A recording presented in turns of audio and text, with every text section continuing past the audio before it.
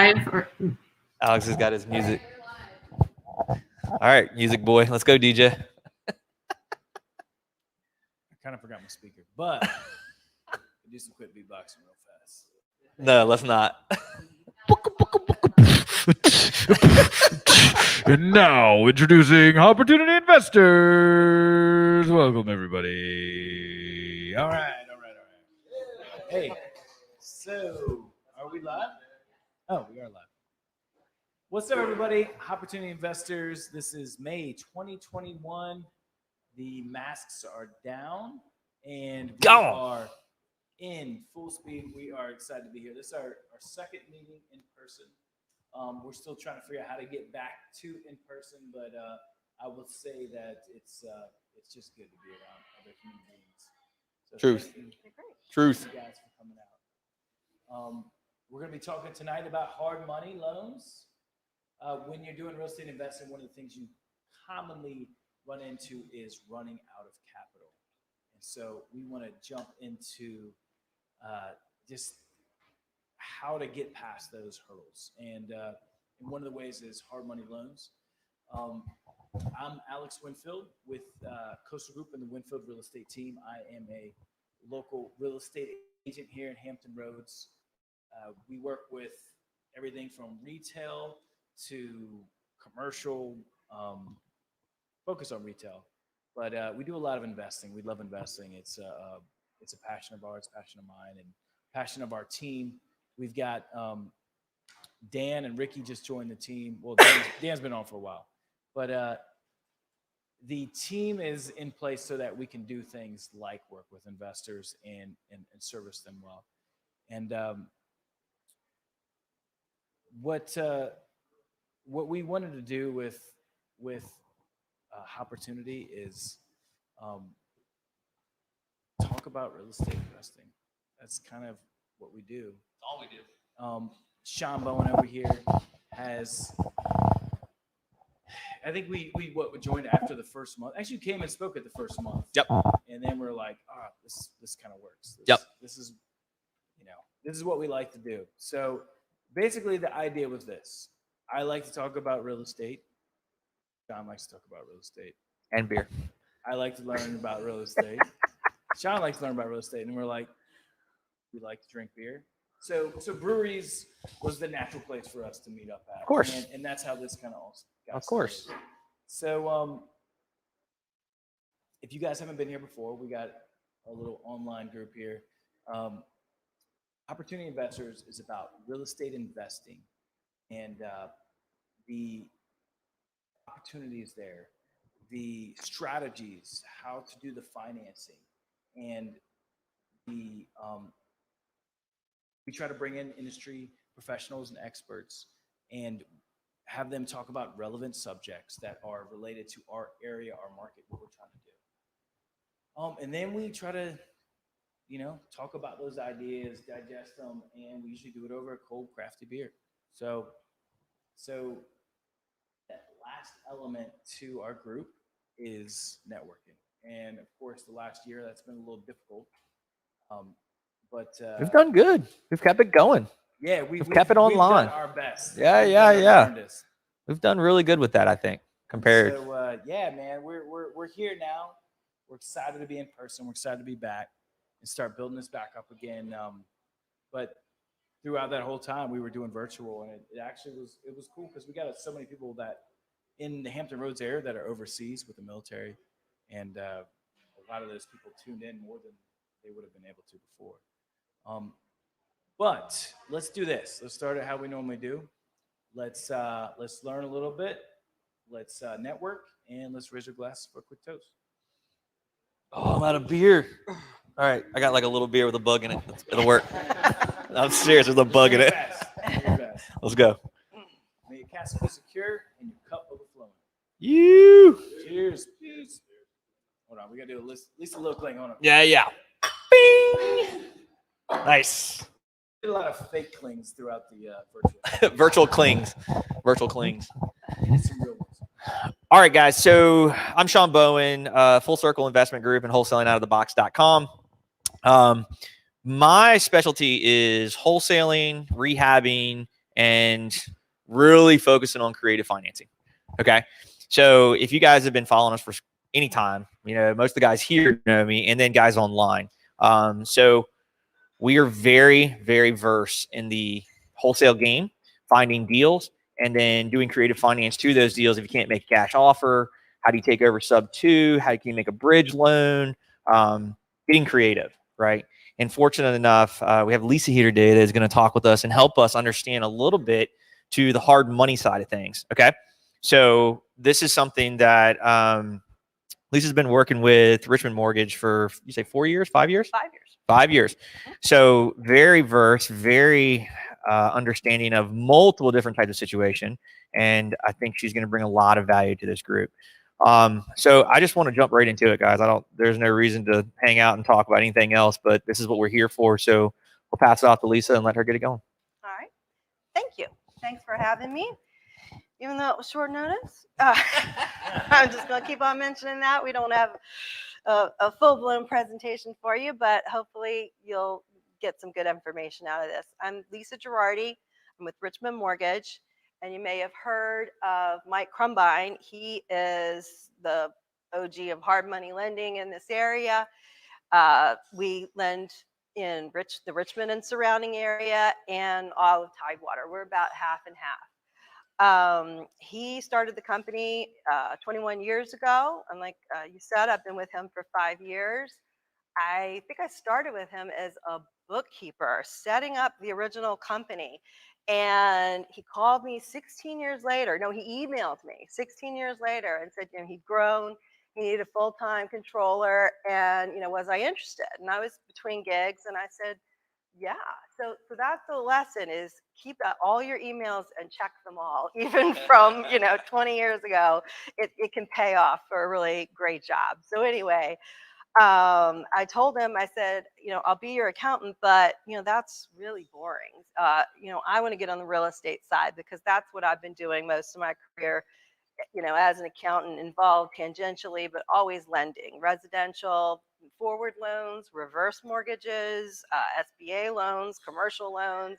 So I've always been lending against real estate. And I've got to say that hard money lending, I had to really dial back, because it's a different animal. What hard money lending means is we're an asset-based lender. We're truly lending against the hard asset, the property. We are looking to the property to pay us back. And for every single loan we look at, we say, do we want to own this property? And can we get paid back quickly if the borrower were to, drop dead of COVID or something like that? God forbid. So, I like the use of that's current events. Exactly. Yes. I like it. It's current events, so keeping it real. Keeping it real. I like it. All right. But it could happen. Yeah. I like don't know. Yeah. Anyway, so we lend. We can lend up to 70% of the ARV. So we do all kinds of loans. We try to do creative financing, but the basic thing we do is fix and flips, new construction. But every once in a while, we'll lend on a wholesale deal. We can do double closes. We do some gap funding as no payment second mortgages, if the LTV all works out. I mean, these are, things that are a little beyond the norm. We do joint ventures. But today we're just going to talk about your basic fix and flip and how you would get a loan from Richmond Mortgage. So what I was saying about being an asset-based lender, that means we're not looking to the borrower we're not looking at their income, we're not looking at their credit score and their ability to repay the loan. We're looking to the asset to repay the loan. So we're looking at two things, really: the asset and the person's experience. More experience, always better, but we do lend to first-time flippers, first-time rehabbers. And we can do up to 70% of the ARV, the after repair value. So keep that in mind. And I wanted to show you an example. Oh, she's not ready. We'll do that later. I want to do an example. You want to? Oh, you can't show it? Okay. Okay. All right, well, forget it. So as I was saying, one thing that really sets us apart is that we do not check credit scores. We do not pull your credit report. This loan isn't going to go on your credit report. So that's a lot different. While a bank is still asking you for documentation and updates to your documentation, we've already closed the loan. So that's the difference that a hard money lender brings. They can act quickly. We have closed loans in 24 hours after receiving the application. We've done it a couple times since I've been there. Now that's not the norm, but we can definitely do that. The norm is about 3 weeks. However long it takes to get title back is really what we're waiting for usually. And right after that, if we've approved the loan, that means we're going to come to the money with come to the table with the money. So what you do to get a hard money loan, you go to our website, which is richmondmortgage.com, and it's beautiful. We would have showed you, but anyway, it's nice. And then you click on the 5-minute loan application. And it's not the most beautiful user interface I've ever seen, but it gets the job done. And it's called the 5-minute loan application because it takes 5 minutes. But that doesn't mean that you put 5 minutes of work into it. Hopefully you've done a lot of due diligence before you put this in. And this is you giving us all the information we need to make the decision. So, it asks for obviously your name and address and email and all that, but it asks for your borrower company. And the reason it asks for that is we can only lend to LLCs, corporations, and trusts. That's because this is a business loan. It's a business loan for business purposes. So if you haven't formed an LLC, that's cool. Just say LLC to be formed. TBD, yes. So it is a business loan. Right. It's a business loan. We cannot lend to people. We cannot lend to people on their primary residence. It has to be a house for investment purposes. So either you want to sell it to flip it, or you want to keep it and you want to refinance it and do the BRRR method. And so buy it, fix it up, get your renters in, refinance. Or you're building a new house, or maybe you're applying because you've got a rental that's free and clear and you're getting some cash so you can go and do another deal. Those are things that, people use the funds for. So then it's going to ask for the property address. Don't put your address again. So many people do that. So don't do that. This is the house you want to buy. So, then it's going to ask for the purchase price. And, these days we're seeing a lot of competition. And so a lot of people are writing contracts with escalation clauses. So I would like to know, you want to offer 120, but you're willing to go up to, 139. And you've done your analysis and you've said, 139 is as high as I can go to make this deal work. And it's good for me to know that because I can underwrite it sort of thinking best case and worst case. Maybe you will get it for 120, but maybe you're going to have to put in an escalation clause, or maybe, you're going to go back and forth and get into negotiations. Usually what somebody wants after they do an application is they want proof of funds to submit with their offer. So that they'll be taken seriously. And so that we're basically giving you, your approval letter at this point. So there's a lot of information we want to know. And I've given people, proof of funds. I've given them, 3 different ones for, different amounts so that they can, or just arrange whatever you want to do. So then it's going to ask for a description of the company, and so many people, a description of the property. So many people copy paste, the realtor's, description. Oh, great investment, it just needs a little love, and a little hyperbole is always good, but But what I really want to know is the square footage. Diamond in the rough. Right. How rough. Investor special is always a good one. Yeah. So, I want square footage. I want bedrooms and baths. Let me know if it's a 3-2, or are you gonna, or if it's a 3-1.5, are you gonna make it a 3-2.5? Let me know that kind of thing. The year it was built, because I'm gonna do a Google drive-by, we call it, of the house. I'm gonna look at the neighborhood. I'm gonna see, is this a 100-year-old house that's just crumbling and needs to be taken down to the studs? Or is this, a house built in the brick house and built in the 60s and, is really kind of in good shape and just needs, paint and carpet. So, is this house, next to a crack house? Is it, down the street from that convenience store that, everybody knows is like a drug corner or something like that? I'm looking at all these things. Is it this on a busy road, or is it in the neighborhood? And I'm sort of, adding up the pros and cons, to, try and come up with my ARV, see if it agrees with your ARV. So, let's see. So that was the description. Then we're going to get in. We always ask on our application, is there a full bath that is not the primary bedroom bath? So we're a little partial to 2-bathroom houses. 1-bathroom houses, not so great in general. If it's, 700 square feet and only has space for 1 bathroom, and all the other houses in the neighborhood are like that and selling well and getting contracts in 4 days, well, that's fine. But in general, 2-bathroom house, two full baths is better than 1 and 1.5. So we're doing this kind of mental thing. I'm going to look on the MLS, and of course, those pictures a lot of times are going to be putting the best foot forward.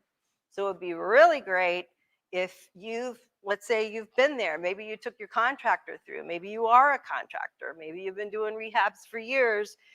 I'd love to see pictures inside and out, of every room. And things I'm looking for, are there stains on the ceiling? Are the what condition of the floors in? Because I'm kind of adding up the rehab as I look around. Outside, I'm looking for foundation issues and cracks. Fissures in the bricks and things like that. Standing water. Any flood damage. One of the first things I'm going to do in this area is I'm going to check to see if it's in the flood zone. In general, we don't lend in flood zones, but if there's a flood certificate that shows that the sill plates above the base flood elevate, that's not it. Okay, yes. Then we can probably go forward with it. But if not, that's probably not going to be something we want to look at. And you can check that yourself on the FEMA website. So especially for this area, that's important. Let's see. So then it's going to go along and it's going to ask about the rehab budget. And we've got all these little categories, how much is the roof going to be? How much is the foundation? How much will the kitchen and the bath? And a lot of people will go, oh, it's going to be a $70,000 rehab, and I may agree with you. I may be like, yeah, I think 70 is, I think you're right. But really, we need this filled out, because, it lets me know what you want to do and what you're not going to do. If there's no number for roof, it's because you think the roof's okay and doesn't need to be replaced. Well, that tells me something, because I may disagree or I may agree. So I need to know, there's different levels of rehab. Maybe you say, I've gotten applications where people will say, I haven't decided if I'm going to sell it or keep it. If I keep it, I'm going to spend $30 to fix it up with carpet and paint. But if I sell it, I want to really, jazz up the kitchen. And so it'll be more like 50. So those kind of things are things I want to know. And I can tell that from the rehab budget, whether the rehab budget is adequate. Maybe it's too much, maybe it's too little. And so that's the kind of thing I'm looking for. And if you give me, let's say you've got software that does this. Let's say you've got, a detailed explanation of this down to the number of doorknobs you need and, switch plates. Great, that's great. I'd like to look at that. So you don't have to fill out our little categories, but it is important. That's the work you do to show me you've thought about this. And so that's always important. And it always also will back up the pictures. If I see a bunch of water stains and you're saying the roof's good, I'm going to go, well, what's happening here? Did it just get a new roof? Maybe it did. And I just don't know. Right. Yeah. So that kind of thing is important. Then we're going to ask you your exit strategy. And we've already talked about that a little bit. Are you going to sell it? If so, how much are you going to sell it for? And that's where we get into, running the comps. And I'm going to look in the area and I'm going to compare it to houses of comparable size. So, don't tell me, hey, this 700 square foot house is selling for, $265 a square foot. So therefore my 1,600 square foot house is going to sell for that same 265 square foot. No, it's not, because that house is twice as big. It doesn't work that way. You need to compare houses that are closer in size, and that whole bathroom thing I was talking about too. You want to compare 3 2s to 3 2s, and it doesn't have to be exact. We've even found houses of similar style. You should compare those. Like through a bunch of analysis, we've realized that tri-levels will sell at a discount compared to like a 2-story or a ranch or a cape or something like that. So we're looking at all kinds of things, and sometimes you can't get exact comps. Sometimes it's just the area.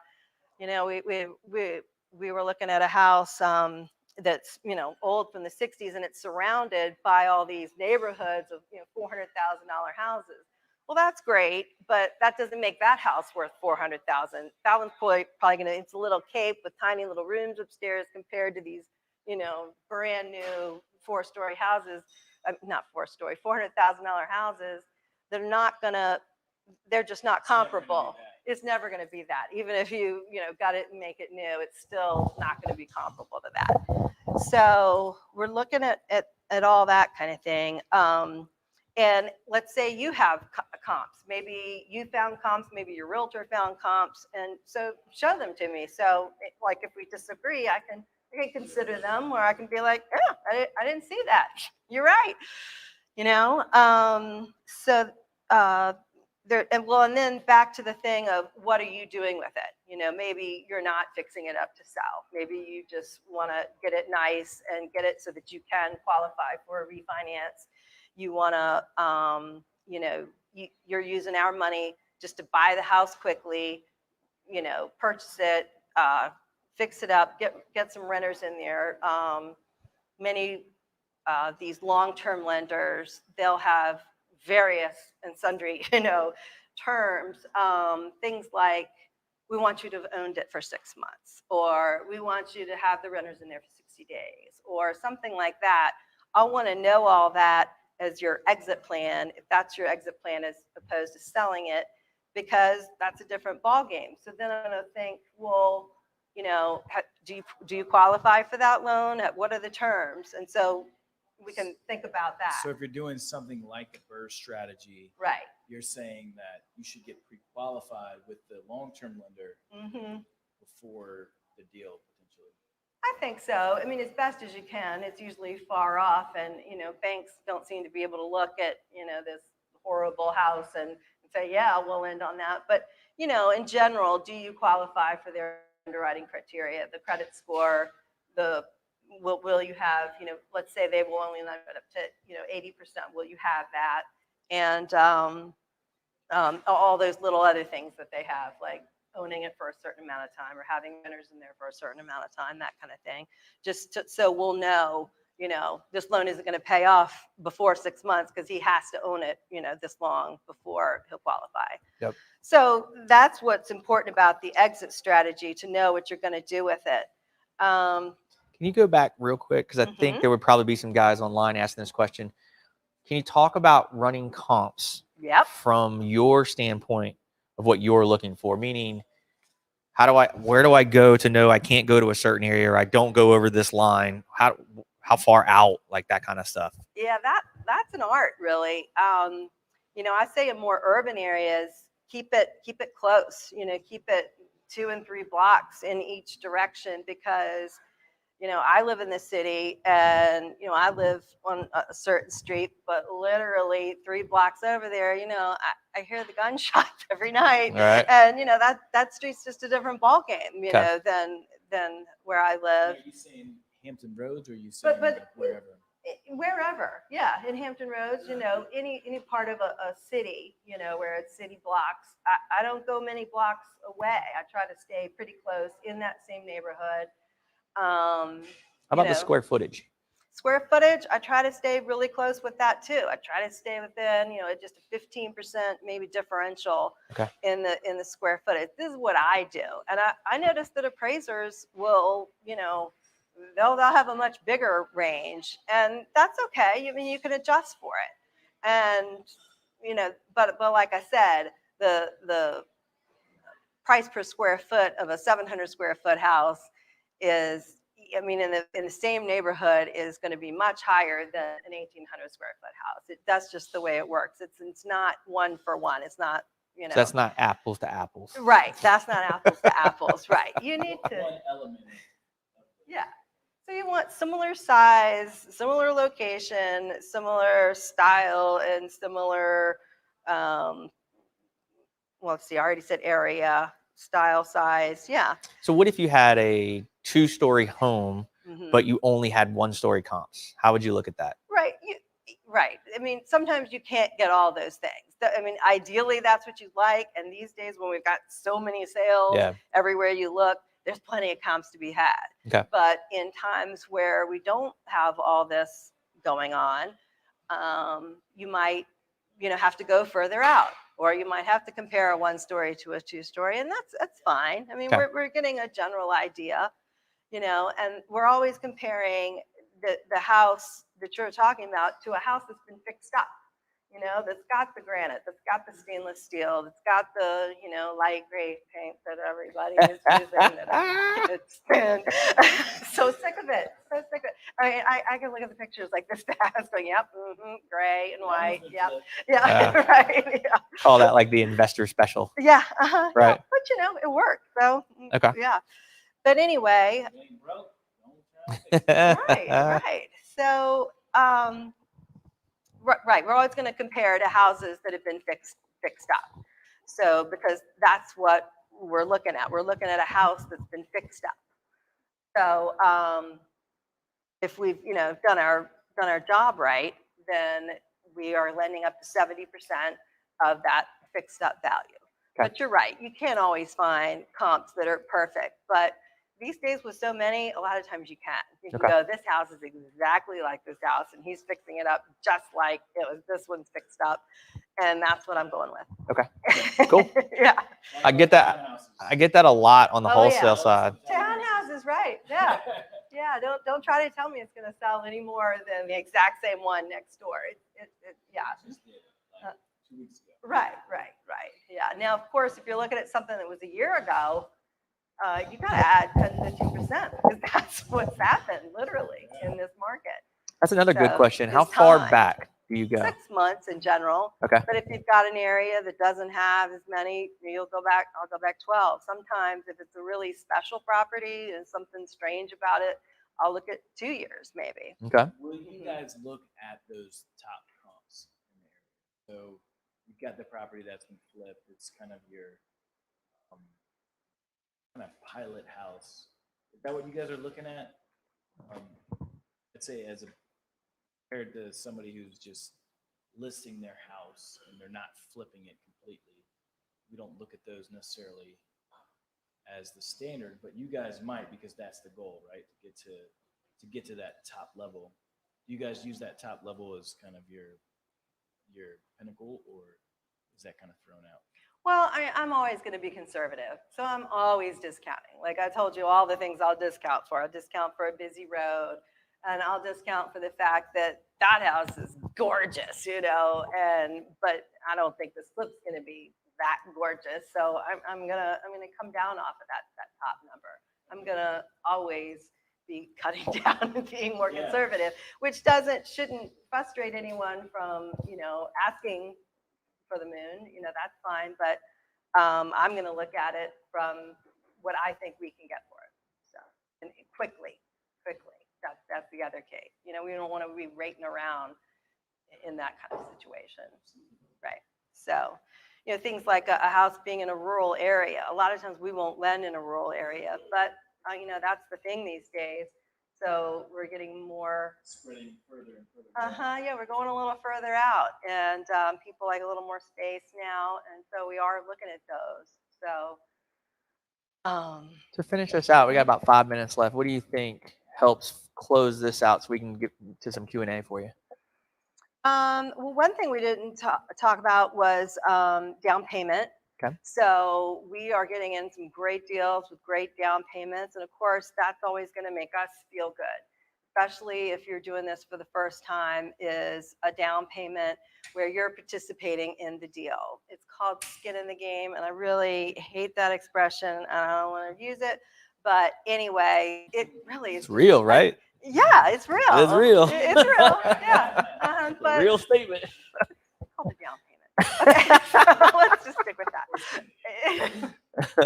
Anyway, so we're going to want between 10 and 20%. And I say that because everything depends on the asset, the property we're talking about. So the more you can bring, the better. But also realize that you should also keep some for what if the project goes over and something happened that you didn't realize. Let's say this is one of those 100-year-old houses, which we probably wouldn't do for a first-time person. But you open up the wall and there's all this termite damage. You didn't count on that. Like all the HGTV shows. Like, Yep. Oh my goodness, we never knew this was going to happen in the basement. So yeah, so have some money for overages. Just real quick on that. Say, how much would you say to? I know you have a certain amount you got to put in, but then also how much would you set aside for those overtures? And it's just good if you've got some reserves, about 10%, another 10% on top of that, maybe So 10% 15. down, 10% reserve. I'm thinking 10% of the repairs, not of the whole project. Oh, okay. Once you purchased it, 10% of the purchase price, 10% of the repairs. That's your down payment. Have a reserve, for unexpected expenses. It's almost like 15%, really. Mm-hmm. Right. For a lot of deals. Right. But, once we have experience with someone, we're doing things like funding 100% of the deal. And we're doing no payment loans. We can do all kinds of things once we've got a track record with you and you've brought a lot of projects in on time, on budget. So that's when the real creative financing comes in. Very cool. All right. Ashley, I know you said you had some questions online a second ago. Did you want to hit those up and then I'll repeat it for you? Is that a microphone? Okay.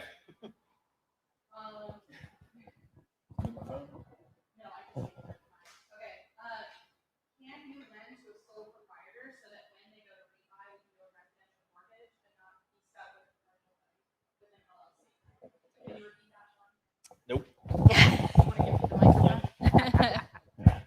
Okay, so the question was, can Richmond Morgan lend to a sole proprietor so that when we go to refi, we can do a residential mortgage and not be stuck with a commercial loan with an LLC? Right. No, we cannot. We need to lend to an LLC or a corporation. But many people, your attorney can help you with it when you go to refi to deed it over to yourself and refi if you want to own it in your personal name. But a lot of people want to keep a rental property in their LLC. But that can definitely be done because if you can get those great conventional rates, then plenty of people do that. There's a transfer at that closing where it comes back out of the LLC and into your personal name. But that's And legal. that's kind of a good point. I know we talked about the BRRRR strategy a little bit. You kind of have to do hard money loan that you guys do in a business name. And then for a conventional loan, you got to do it in a personal name. But you're saying you could potentially just have an attorney set it up so that it could be pretty smooth. I don't really get involved in that because that is happening at the sale closing. But best person to talk to would be your your closing agent or an attorney about doing that. But I know that people do that. Okay. But we need to make it in an LLC corporation or a trust. And Ashley, I think I had another question for you. Yeah, we've got a couple more. Do you only cover purchase price, or is any of the rehab covered as well with the funding? And adding on to that, do you cover wholesale fees? Because I know some lenders do not. We do add, we can add the wholesale fee to the purchase price. That's fine. We definitely lend towards the purchase price and towards the rehab. The way it works is when you go to closing and you're purchasing the house, your down payment will go 100% to the purchase price, and the remainder will go in construction escrow and given to you in construction draws. We didn't talk about that, but we make those just as easy as we do our application. We try to. We've got Terrence, who's great. Everybody loves Terrence, and he's real easy to work with. I had a discussion with a borrower the other day. He keeps not borrowing for the construction money, but now he's running short, and he's saying, can you lend towards the rehab? I said, of course we can. Why didn't you ask that before? He said, because I don't want to do draws, and because they're so horrible. I said, they're not horrible with us. So, we try to make it easy. So you've worked with Terrence, right? Yeah. Isn't he a delight? He's awesome. Right. He's awesome. He is. Very cool. Yeah. Anything else online, question-wise? Yes. What types of interest rates are being offered right now? Well, of course, interest rate and that kind of thing is going to depend on every deal. It's going to vary.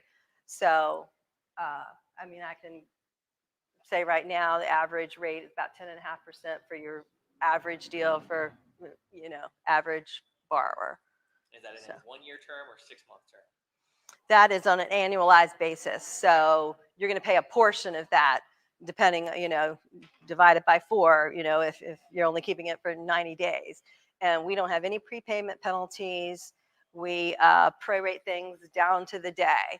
And so the quicker you do it, the less you pay. What do you think the average length of deal you're doing is? I don't know. I really need to get that data point. I love to analyze stuff, and I haven't gotten to that. We've been so busy lately. I'm just curious because I'm always like, man, there's no way they're doing it that fast. And then people I'm working with are like, oh yeah, we're going to try to do it in like 3 months. I'm like, there's no way you're going to turn it in 3 months. Like, so I'm just curious what y'all are seeing, Everybody says, oh, we're going to turn this in 60 days. And I go, okay. And they don't. You can't get a window in 60 days. Right. So I would say most are being done in about 4 to 5 months, completed in the 120-day range. But then you got to get it on the market, and then you've got to wait that long time for the borrower, the new borrower, to close, and those are getting delayed and pushed back. And even the refinances, of course, are being prioritized after the purchases. So it'll be the better part of 6 months. Our general loan term is 9 months. Nothing mad about that. We can make it for a year if there was some need to, but most people don't use the whole 9 months, and the good ones definitely don't use the whole 9 months. So I know a lot of the hard money loan programs are based on a month by month time frame. Like you get to like 4 months, then it goes up. Do you guys have like a certain time point when it starts kind of escalating? It's not that it escalates. It's that anything we've been deferring at the end of that loan term, at the end of that 9 months, we're going to say we need to start, collecting some of that. But it's not. that's when things aren't going as planned, Yeah. So, but yeah, extensions are definitely available and the terms stay the same. It's just we might want to collect maybe some deferred. So If you've say been deferring payments the whole time, we're going to want to start collecting At that payments. point. Let's put it that way. So you're saying like, you talking about the average? I know that's per scenario. So disclaimer. Right. But you're saying 9 months is kind of your standard. That's, I mean, that's great. That's a that's good. kind of what we default to. Yeah. Yeah, because 6 months, You get a lot done in 9 months. Hopefully. right? Yeah, and especially like new construction can take that long. So, but most of the flips are comfortably being done in 6 months, I would say. Start to finish to the next to the other closing. So I'm Dan McDuff. I'm a buyer's agent with Team Winfield over here. And one of the things we're seeing is that properties go on the market in the morning and then they're under contract by night. And they're going for, 10, 20 grand over appraised value with appraisal guarantees and all that.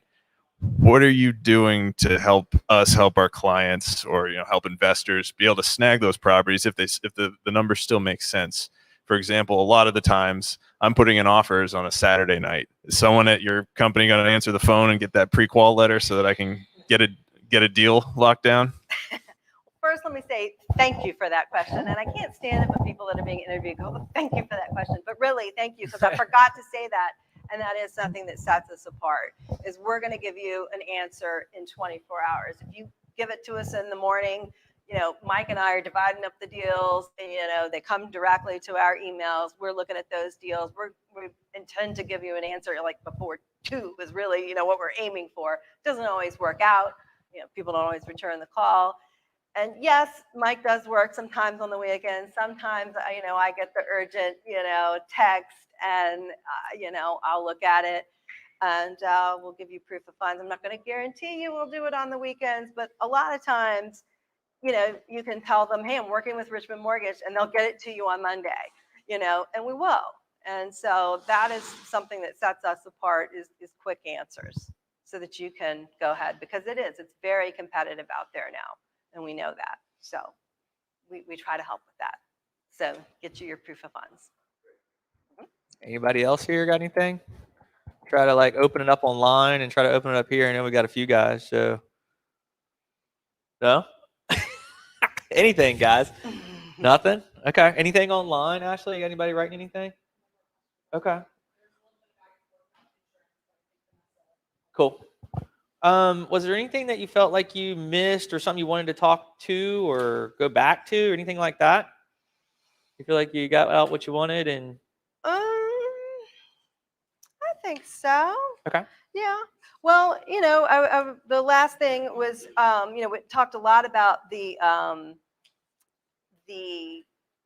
asset and assessing that. But the other thing we're doing is assessing your experience. And so, being a realtor counts, because that means you know what sells, you know what it takes to sell, what a house needs to look like to sell.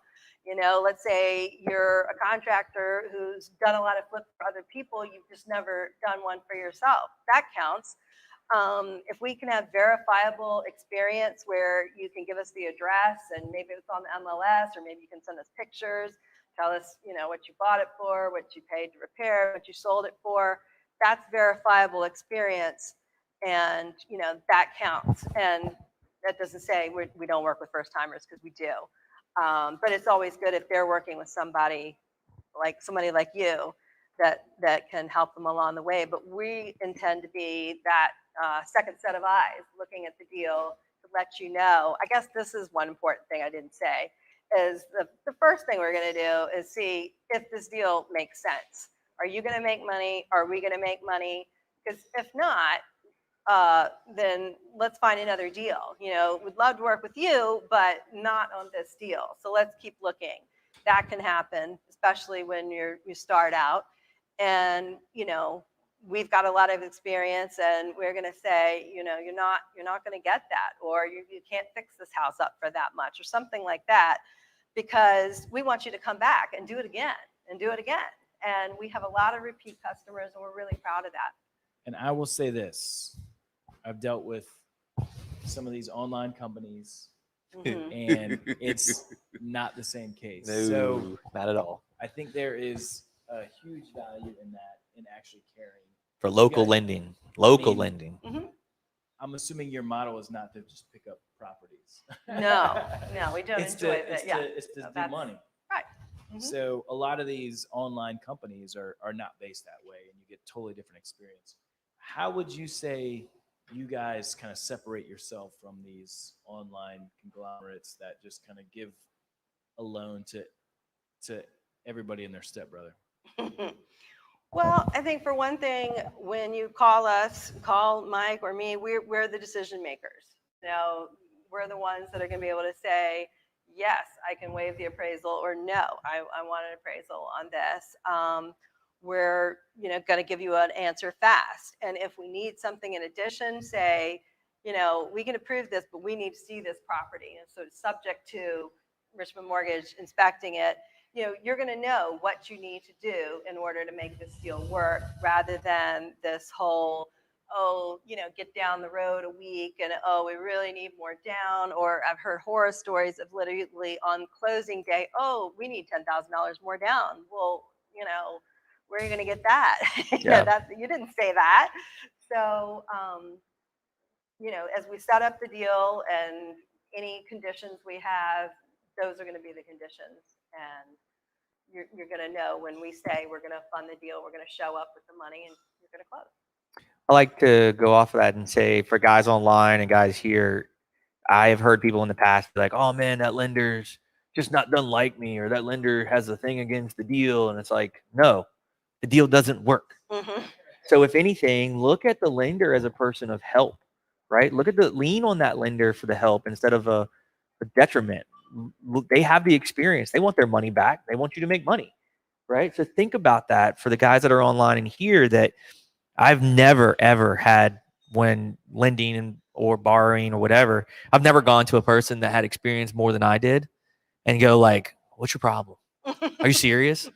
Like, I mean, does anybody want to hear that, to say like, oh, I can't wait to work with you, right? Like, that's just not a thing. So have an open mind, have an open idea of listening to that person that has the experience. They're where they are for a reason, right? So really lean on that. I think that's a big thing that a lot of people miss. So Ashley said we had a few more questions online. Let me get her the microphone. Okay, so first question is, do you have any broker programs? Broker program. Well, right. We do that in that if you bring us a loan, we can pay a referral fee. Is that what you mean? You think? I don't know. Maybe. Yeah, so I can't see who asked this question, but if you could give us some more detail, we'll try to answer it. The next question is, do your loans require an appraisal, or is a quick CMA fine? Sometimes we will, go with the, if Mike and I are really familiar with the area and we're really confident, we've got a lot of comps backing us up, we might say, no, no appraisal on this one. We've done a CMA and we're good with it. Other times we do get an appraisal, and, we've got contacts that give us some quick turnaround, but even, so even though they promised us a week, these days they're stretching us out to 10 days, but we will require an appraisal, and that'll be an after repair appraisal. So they will look at it as once it's fixed up, not the as is value, the after repair value. Which That's is what probably why you want to have that sheet filled out correctly. Exactly. Yeah, the appraiser's going to need to know that. They're going to need to know what repairs you're going to do, what finishes are you going to use, and so that they can look for houses with similar level of rehab. Okay. And then the gray, yeah. Don't forget the gray. Must be Yeah, it gray. must be gray with white trim and gray granite. Yeah, we gotta have All right, we got some elaboration on that. Yeah. And it says, yes, I'm a private money broker, and we connect with other lenders that have broker portals, paid at closing with origination fees or referrals. So that goes back to the, do you have any broker programs question? Not a specific program, I wouldn't say, but we do, you know, have friendly referrals back and forth, and we can, you know, pay a fee, and we'll put that HUD and, you know, put that on the HUD, the settlement statement, to make sure that they get paid. So yes. Sounds like I a mean, soft. Okay. that'd be Soft great. yes. Yeah. All right. Yeah. I mean, We've we're still going to look at the deal like we always would. yeah. Right. So we've got one more, and this will be our last one. For anyone that's here, last call is at 8:45, so that's in 15 minutes. But here's our last question, and then we'll get to some networking. And it is, what can we do to streamline that pre-approval? Do you have a template with numbers and return that you are looking to stay within so that we know our buyers will be safe putting offers in? That was a Vanessa question. Okay. Well, right. You want to know that it's within 70% of the after repair value. I mean, that's really the magic number. That's the loan to value. So the loan you're looking for 70% LTV. LTV. Yes, loan to value of the ARV, after repair value. So So what Sean told me all those years ago actually is true. it's a thing. Yeah. He still he still talks about it. Yeah. Yeah. Well, He still talks about it all the time. Yep. So, well, and if it's a realtor or something and they want to run it by me on the phone, you can always do that. You can run a deal by me on the phone, but I'm still going to need the address. I'm still going to need to know the rehab amount. I mean, the main things are the purchase price, the rehab, and the after repair value. That's what we're looking for. So. Okay.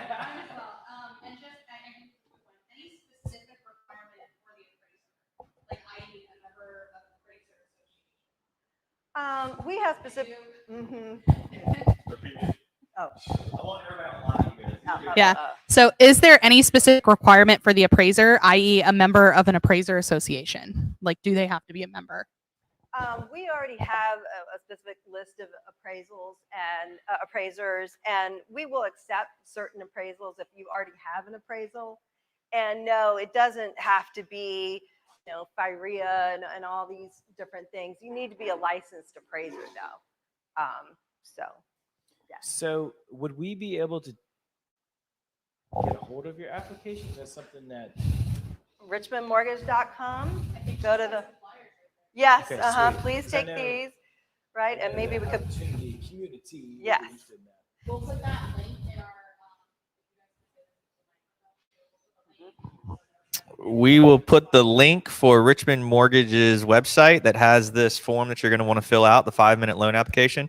The ladies are going to put it in the chat hangout, so you guys can take that and open it up and see what that looks like. I think this is a really good example of, this is a lender that's giving you guys literally on a plate what is needed. So if it goes back to the bare bone principles, this would be what we talk about a lot in the property walkthroughs, to understand your big ticket numbers, right?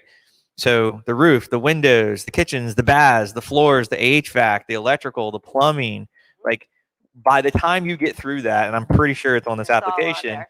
then you will get close enough to the number to where the lender is comfortable, right? So take that for what it is and make your own spreadsheet, make your own documentation so you can have it filled out. And we are in 2021, folks. So, you know, Google Drive, Google Google Forms, like, Right. keep it on your phone. If the numbers don't work, don't blame the hard money lender. Totally. Now, 70% is tough in this market. Very. Don't be fooled. It's tough Very. to reach that. But there's a reason that's there. And if you're close to it, have that conversation. But it's not the hard money lender's fault. If they don't care about it and they're saying you can do whatever you want whenever you want, that's when you need to worry. Yeah. That's a scary thought. All right. Well, anything else, Lisa, that you have that you can think about? Thank you so much for coming out. I really appreciate it. If there are more questions, just call me. Yeah, Awesome. Thank you. Oh, I guess we got to do what are we drinking? Oh shoot, I don't actually know what I'm drinking. I have the Game On IPA. So what are you on? Game on. I don't think so. No, we're still on. We talk about this. Game on IPA Yeah. as well. I'm glad he said that because I totally forgot what it was. Yep. Yep. So what are you guys here having? Anybody? Well, I know y'all have some empty glasses, but what'd you have? Hazy IPA. Nice. Things you don't The say things you here. don't say here. Hazy IPA. Same thing. Pilsner. Okay. Nice. Max. Game on. Nice. The IPA. Classic. The blue and the Pilsner. Okay. Cool. JP. Pilsner. Nice. Awesome. Lisa, you got the What? water, but with the ice. Ice is tough to find in the brewery these days. Oh, so we got a Stella online. I Okay. have a fancy glass.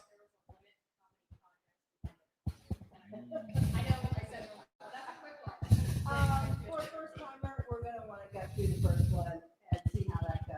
And then probably maybe a second one. But with an experienced rehabber, we can, and if they've got the crews and they can handle it, and we can do 2 or 3 at a time. Cool. For real.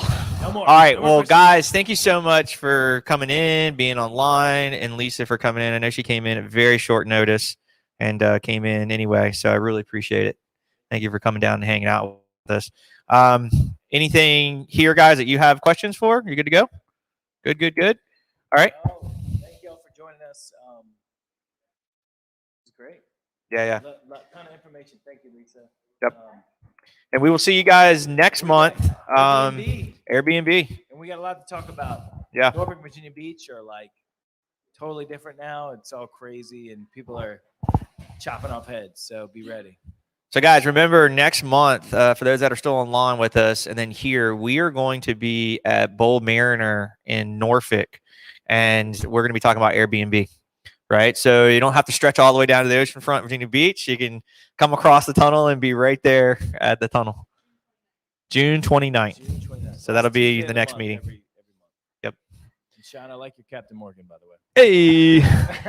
So, guys, thanks again for joining us. I really appreciate it for all the time that you spend with us. I know you could spend time other places, and we appreciate you guys joining us online and locally and in person. So looking forward to having more people as we get back into the norm and having people talk to each other and high five, bump fists, and just be back, because this is where all this started, guys. So really enjoy it. So thanks again. We'll see you guys on the next one.